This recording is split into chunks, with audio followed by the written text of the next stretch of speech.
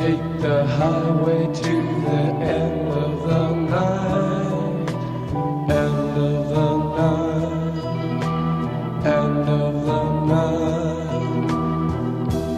Take a journey to the bright midnight, end of the night, end of the night.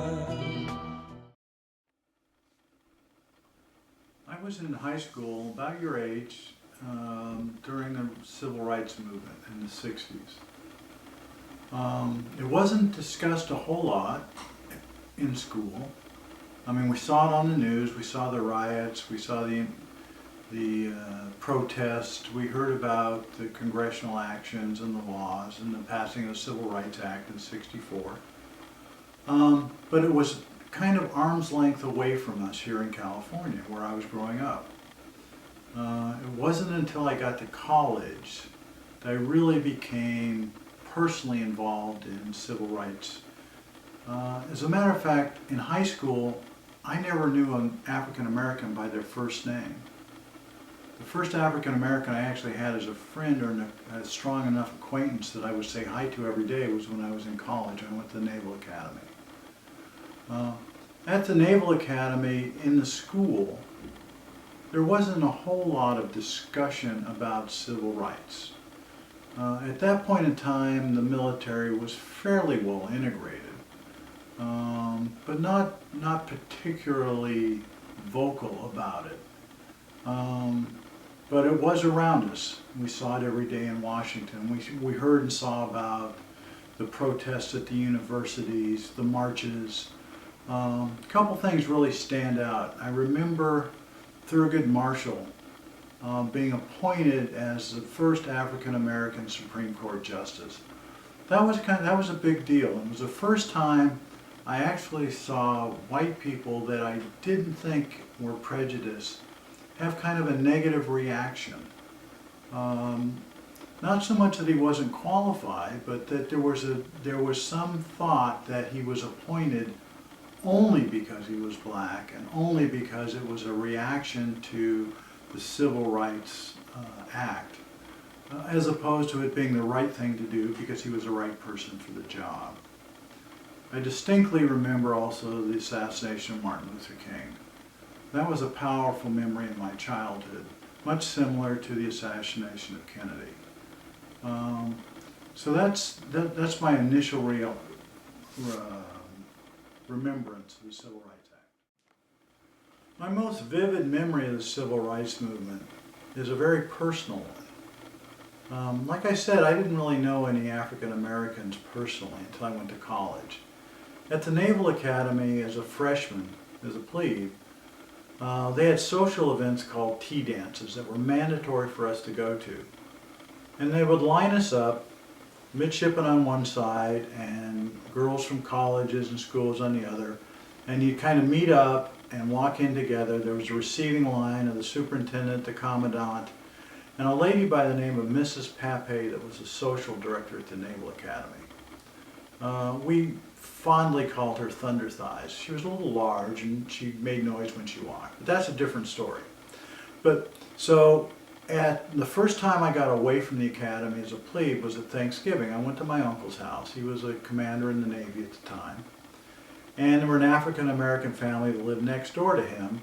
And they had invited him over. We were meeting and talking and having a few beers. And they had a daughter my age. She was absolutely gorgeous. Probably the first person I got to talk to one-on-one as an individual. So I invited her, asked her if she'd want to go to the Naval Academy if she'd ever been, and would she want to go to one of our tea dances. And the way it worked, as a plebe, you weren't allowed to date anyone, but you could meet somebody who we would invite to the dance. So she came to our next tea dance, and we walked through, and we went through the reception line, and I introduced her to the superintendent, to the commandant, to a couple of the other officers there. I introduced her to Mrs. Pape, who very curtly looked at me and looked at her and kind of sneered, but I didn't think much of it. So we attended the dance, we had the dance, and of course, not being allowed to date, as soon as the dance was over, I went back to my room and she went home. I didn't think much of it.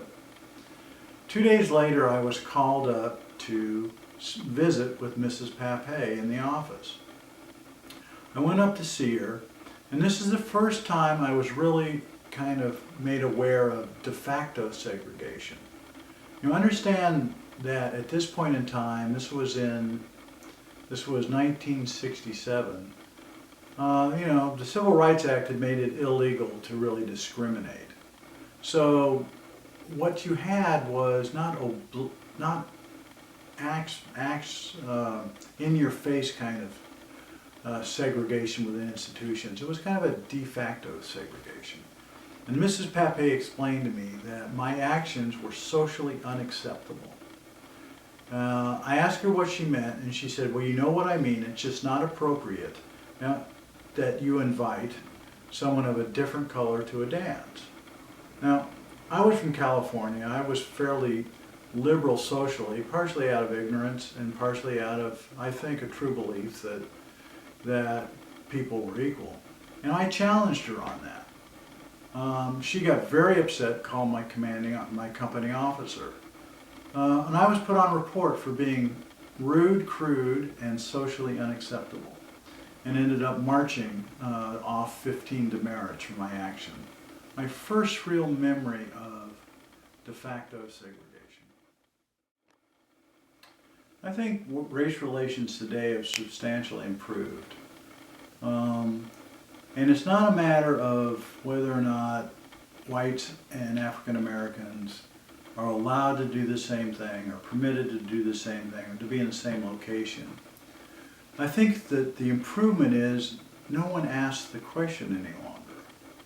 That it's just accepted that everybody belongs, that you are a member of this country, you're a member of this society, and no matter what color you are, you belong. Now, I'm old enough to understand that there are still racial tensions, there are still prejudices.